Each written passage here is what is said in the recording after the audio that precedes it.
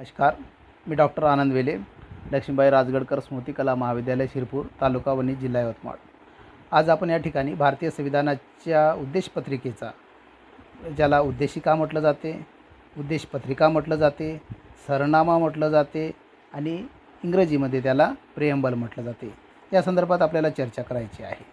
तर ही उद्देशिका कशी अस्तित्वात आली हे आपण समजून घेण्याचा प्रयत्न करू.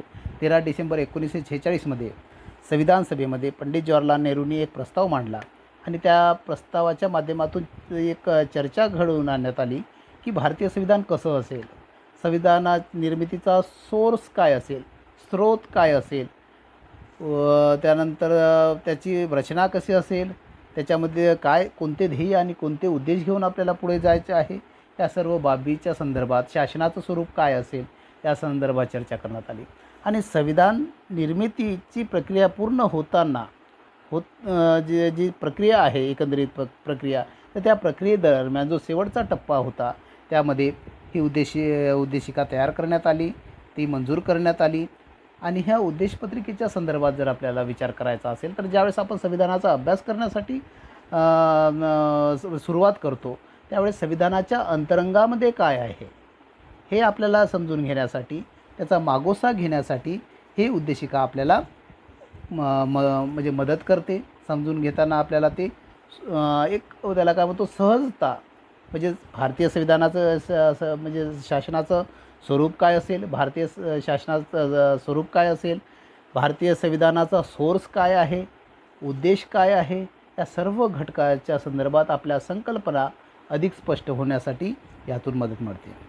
आपण उद्देशिकेमध्ये आपण जर त्याचं उद्देशिकेचं वाचन केलं तर आम्ही भारताचे लोक, भारताचे एक सार्वभौम, समाजवादी, धर्मनिरपेक्ष, लोकशाही गणराज्य घडविण्याचा व त्याच्या सर्व नागरिकास सामाजिक, आर्थिक व राजनैतिक न्याय, विचार, अभिव्यक्ती, विश्वास, श्रद्धा व उपासना याचे स्वातंत्र्य, दर्जा व संधीची समानता निश्चितपणे प्राप्त करून देण्याचा, त्या सर्वांमध्ये व्यक्तीची प्रतिष्ठा व राष्ट्राची एकता आणि एकात्मता याचे आश्वासन देणारी बंधुता प्रवर्धित करण्याचा संकल्पपूर्वक निर्धार करून आमच्या संविधान सभेत आज दिनांक 26 नोव्हेंबर 1949 रोजी याद्वारे हे संविधान अंगीकृत आणि अधिनियमित करून स्वतःप्रत अर्पण करत आहोत असे हे आपल्या भारतीय संविधानाची उद्देशिका आहे.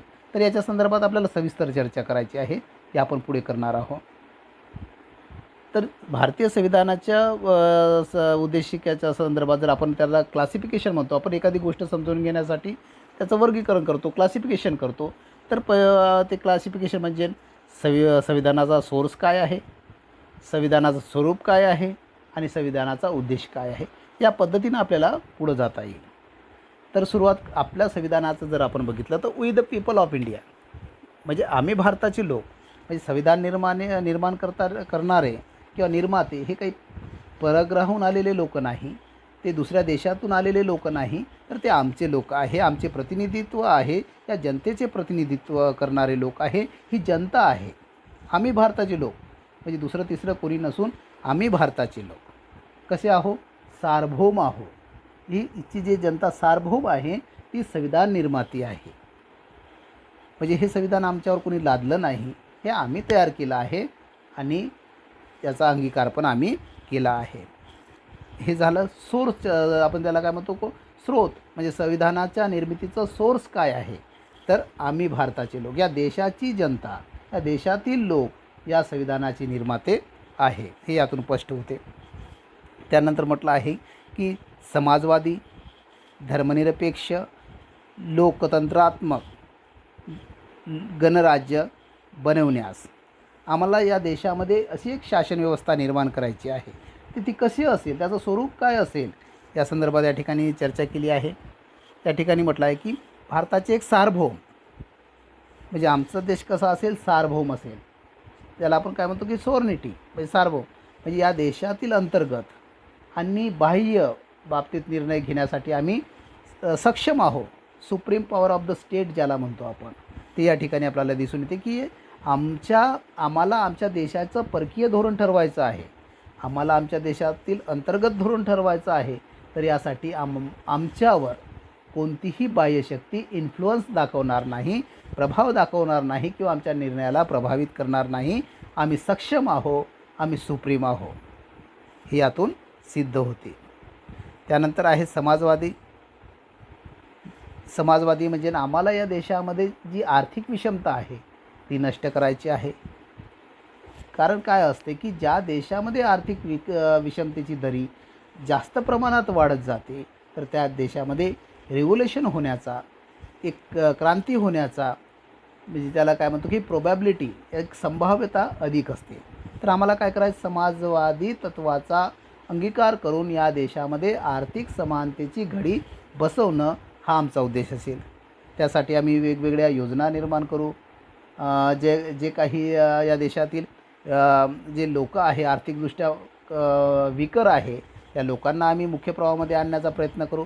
त्यासाठी एक नीती आखली जाईल, त्यासाठी प्रयत्न केले जाईल, हे यातून सांगण्याचा प्रयत्न केला आहे. असं आमचं स्वरूप असेल. त्यानंतर म्हटलं आहे की आम्ही धर्मनिरपेक्ष असू. धर्मनिरपेक्ष म्हणजे काय की शासनाचा कोणताही अधिकृत असा धर्म असणार नाही. शासन कोणत्याही धर्मामध्ये हस्तक्षेप करणार नाही. धर्म ही व्यक्तीची व्यक्तिगत बाब असेल. व्यक्तीला त्याच्या धर्माचे पालन करण्याचे आम्ही स्वातंत्र्य, म्हणजे संविधानाच्या माध्यमातून त्याला स्वातंत्र्य बहाल करण्यात आलं आहे. परंतु धर्माच्या नावावर, रूढीच्या नावावर, परंपरेच्या नावावर जर या देशामध्ये मानवी अधिकाराचं उल्लंघन जर केलं जात असेल, तर त्यावेळेस शासन त्या ठिकाणी इंटरफेअर करू शकते. आणि ते तसं करणं हे धर्मनिरपेक्षता या तत्वाला विरोधी नसून पूरक आहे. कारण शासन असा हस्तक्षेप करणार नाही, परंतु मानवी मूल्यांची जर गोष्ट निर्माण होत असेल, प्रश्न निर्माण होत असेल, तर त्या ठिकाणी शासन हस्तक्षेप करू शकते. आपण म्हटलं आहे लोकतंत्रात्मक म्हणजे लोकशाही. आम्हाला असं कशी शासन व्यवस्था निर्माण करायची आहे, लोकशाही शासन व्यवस्था निर्माण करायची आहे. म्हणजे या देशाचा जो शासक आहे, या देशाचं संचालन जे आहे हे लोकांसाठी असेल. या देशातील जो शेवटचा व्यक्ती आहे त्याच्यासाठी त्या देशातील शासनाचं संचालन होईल. हा यातून सिद्ध करण्याचा प्रयत्न केला गेला आहे. आणि त्यानंतर गणराज्य. गणराज्य म्हणजे काय, एखादा देश म्हणजे आपण म्हटलं की आम्ही काय आहे, लोकशाही गणराज्यात्मक. आमची जे शासन व्यवस्थेचं स्वरूप आहे ते लोकशाही आणि गणराज्यात्मक. म्हणजे इंग्लंडमध्ये जर आपण विचार केला तर इंग्लंडमध्ये काय आहे, लोकशाही आहे, परंतु त्या ठिकाणी गणराज्य नाही. गणराज्याचा उद्देश असा आहे, गणराज्य हा शब्द हे इंडिकेट करते की त्या देशाचा जो प्रमुख आहे तो लोकांनी प्रत्यक्ष किंवा अप्रत्यक्षपणे निवडून दिलेला आहे. तो काही वंशपरंपरेने नाही, बाप मेला की मुलगा त्या ठिकाणी सत्तेवर बसतो असं नाही, तर या देशातील जनता आमचा शासक कोण असेल तो ठरवेल. मग ते प्रत्यक्ष असो की अप्रत्यक्ष पद्धतीनं असेल. हे झालं आमच्या शासन व्यवस्थेच्या स्वरूपासंदर्भात. त्यानंतर म्हटलं आहे तसेच त्याच्या समस्त नागरिकास, म्हणजे या देशातील समस्त नागरिकास आम्ही न्यायाची हमी देत आहोत. कोणत्या न्यायाची, सामाजिक न्यायाची, आर्थिक न्यायाची आणि राजनीतिक न्यायाची. तर ही न्यायाच्या संदर्भात आपण म्हटलं की सामाजिक, आर्थिक आणि राजनीतिक. तर या देशामध्ये डिस्क्रिमिनेशन होणार नाही. रिलिजनच्या नावावर डिस्क्रिमिनेशन होणार नाही, कास्टच्या आधारावर डिस्क्रिमिनेशन होणार नाही, जेंडरच्या आधारावर डिस्क्रिमिनेशन होणार नाही, रेसच्या आधारावर डिस्क्रिमिनेशन होणार नाही. हे या संविधानाच्या माध्यमातून या देशातील नागरिकांना आम्ही सामाजिक न्याय देत आहोत. या देशातील नागरिकांना आम्ही आर्थिक न्याय देत आहोत. म्हणजे या देशातील नागरिकांना किमान त्याच्या उपजीविकेसाठी ज्या गोष्टी हव्या आहे त्यासाठी ते निर्माण करण्याचा प्रयत्न शासन करेल. राजनीतिक सहभाग या देशातील नागरिकांचा वाढवण्यासाठी आम्ही या देशामध्ये प्रयत्न केला जाईल. कारण लोकशाही आहे. लोकशाही ही संकल्पना कधी अस्तित्वात येते, लोकांचा सहभाग किती जास्त प्रमाणामध्ये आहे, सामाजिकरणाची प्रक्रिया किती गतिमान आहे, त्या आधारावर या सर्व गोष्टी ठरवतात. म्हणजे या देशातील नागरिकांना सामाजिक, आर्थिक आणि राजनीतिक न्यायाच्या संदर्भात हमी या माध्यमातून दिली जाते. विश्वास, अभिव्यक्ती, विचार, अभिव्यक्ती, विश्वास आणि श्रद्धा व उपासना याचे स्वातंत्र्य. म्हणजे आम्ही या ठिकाणी क्लिअर कट म्हटलं आहे की आम्हाला आपले विचार मांडणं अभिव्यक्त करण्याचा अधिकार आहे. आम्हाला आमचे ज्या बाबीवर विश्वास आहे त्यावर विश्वास ठेवण्याचा अधिकार आहे, त्याची उपासना करण्याचा अधिकार आहे. हे आम्हाला या ठिकाणी स्वातंत्र्य दिलं आहे. दर्जा व संधीची समानता. या देशातील नागरिकांमध्ये आपण जर स्वातंत्र्याच्या आधीचा जर कालखंड बघितला तर आम्हाला दिसून येते की जातीच्या आधारावर, धर्माच्या आधारावर, वंशाच्या आधारावर अशा अनेक घटक आहे की ज्या आधारावर सामाजिक विषमता म्हणजे एक व्यक्ती दुसऱ्या व्यक्तीपेक्षा कसा कमी आहे हे दाखवणारी जी व्यवस्था होती ती आज यानंतर अस्तित्वात राहणार नाही.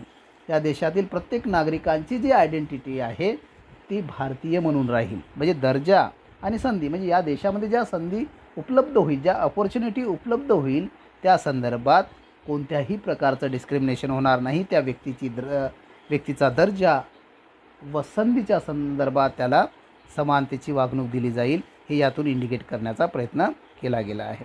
निश्चितपणे प्राप्त करून देण्याचा आणि त्या सर्वामध्ये व्यक्तीची प्रतिष्ठा, राष्ट्राची एकता व एकात्मता याचे आश्वासन देणारी बंधुता प्रवर्धित करण्याचा संकल्पपूर्वक निर्धार करून म्हणजे आम्हाला या देशामध्ये काय करायचं आहे, पटर्निटी ज्याला आपण काय म्हणतो बंधुत्व निर्माण करायचं आहे. कारण कोणत्याही राष्ट्रामध्ये राष्ट्राची एकता व एकात्मता जर टिकवून ठेवायचं असेल, वृद्धिंगत करायची असेल तर बंधुता हा जो शब्द आहे, ही जी संकल्पना आहे त्याच्यावर भर देणं गरजेचं आहे. व्यक्तीची प्रतिष्ठा कायम असली पाहिजे, व्यक्तीची ज्याला आपण डिग्निटी म्हणतो ती साबूत राहिली पाहिजे, ती टिकून राहिली पाहिजे. यासाठी या ठिकाणी प्रयत्न केला जाईल.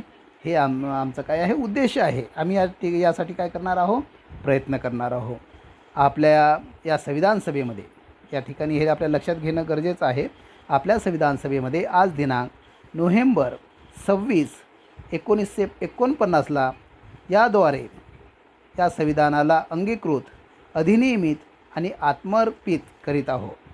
म्हणजे आम्ही त्याचा स्वीकार करत आहोत. आमच्यावरती कोणी लादत आहे का नाही, तर ते आम्ही त्याचा स्वीकार करीत आहोत.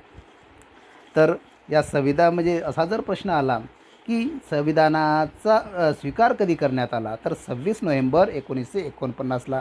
संविधानाची अंमलबजावणी कधी करण्यात आली तर 26 जानेवारी 1950ला. हे आपल्याला लक्षात ठेवायचं आहे. या ठिकाणी कोणत्याही प्रकारची मनामध्ये गुंतागुंत असता कामा नये, या सर्व गोष्टीचा आपल्याला विचार करायचा आहे. तर या पद्धतीने आपल्याला संविधानाच्या उद्देशपत्रिकेचे आपण या ठिकाणी विवेचन केलं आहे. धन्यवाद.